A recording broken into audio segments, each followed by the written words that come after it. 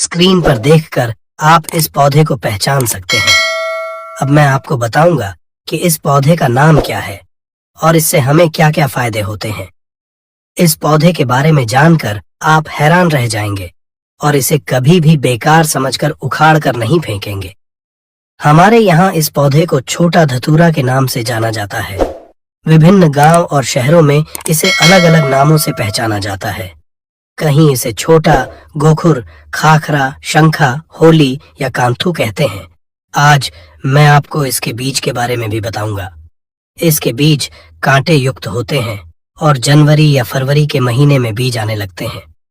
पहले ये हरे रंग के होते हैं और धीरे धीरे भूरे रंग के हो जाते हैं और यह बहुत ही औषधीय गुणों का भंडार होते हैं। दोस्तों, शायद आपको पता नहीं होगा कि यह एक बहुत ही जड़ी बूटी भी है। अमृत तुल्य है, महाशक्तिशाली है। इस जड़ी बूटी के आगे बड़ी बड़ी डॉक्टरी या मेडिसिन भी फेल हो जाती है। तो अब से आप सभी इसे कचरा या सिर दर्द समझकर ना फेंके। ये एक पावरफुल जड़ी बूटी है जो कि बरसात के मौसम में अपने आप ही लग जाती है। कांटे युक्त इसके फल होते हैं। अब मैं आपको बताती हूँ कि किन किन बीमारियों में यह फायदेमंद है। देखिए, इसकी जो पत्तियां होती हैं उन्हें पीस करके अगर इनका रस निकाल करके अपने बालों में लगाया जाए तो आपके बालों का गंजापन दूर हो जाता है। नए बाल उगना शुरू हो जाते हैं। बालों के लिए यह एक अमृत का काम करता है। दोस्तों, इसे कोई भी लगाता नहीं है, बल्कि यह आसानी से सड़क के किनारे या खाली पर अपने आप ही उग जाते हैं। ये पौधा अगर आपके आसपास में मौजूद है और अगर किसी को सर दर्द की बहुत ज्यादा परेशानी है तो इसके पत्तों को पीस करके 2 से 3 बूंद रस के अंदर दही मिला करके अगर आप सिर के ऊपर मालिश करते हैं तो आपको आराम मिलता है। अक्सर मौसम बदलने से सर्दी खांसी को हो ही जाती है और यहाँ तक कि बड़ों को भी हो जाती है।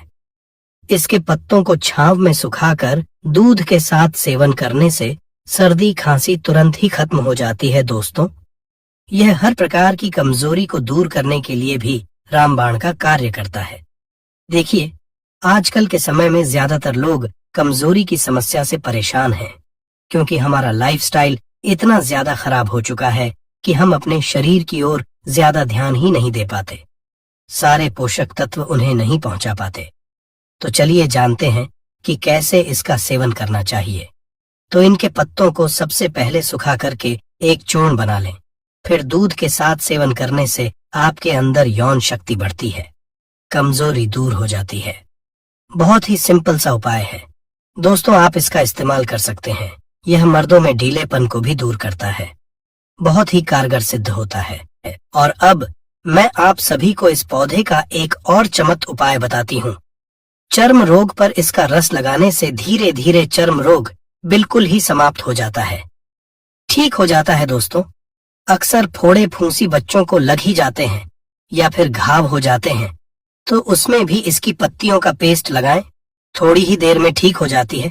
चेचक के जो दाग होते हैं उनमें भी अगर इन पत्तियों का रस लगाया जाए तो दाग धब्बे बिल्कुल ही दूर हो जाते हैं, घाव ठीक हो जाते हैं। ऐसा कहा जाता है कि नासूर तक इस रोग से ठीक हो जाता है। तेल कैसे बनाना है, चलिए अब मैं यह बताता हूँ कि बालों के लिए तेल कैसे बनाया जाए। इसका तो आप किसी भी प्रकार का जो भी तेल इस्तेमाल करते हैं उसमें आप इसके रस को मिला लें और फिर अपने बालों पर करें। आप जो भी तेल का इस्तेमाल करते हो, चाहे नारियल तेल हो या सरसों तेल हो, सबसे पहले छोटे गोखुर की कुछ पत्तियां लें और इस तेल में डाल करके तेल को गर्म कर लें, उबाल लें और उसे छान करके हर रोज अपने सिर के में मालिश करें। ऐसा करने से आपके सिर में कभी भी सफेद बाल की समस्या नहीं होगी। बाल हमेशा काले और घने बने रहेंगे। दोस्तों, प्रकृति का खजाना अनमोल और असीमित है। कुछ पौधे अपने आप ही उग आते हैं, हम उन्हें बेकार समझकर जंगली घास फूस मानकर उखाड़ फेंक देते हैं।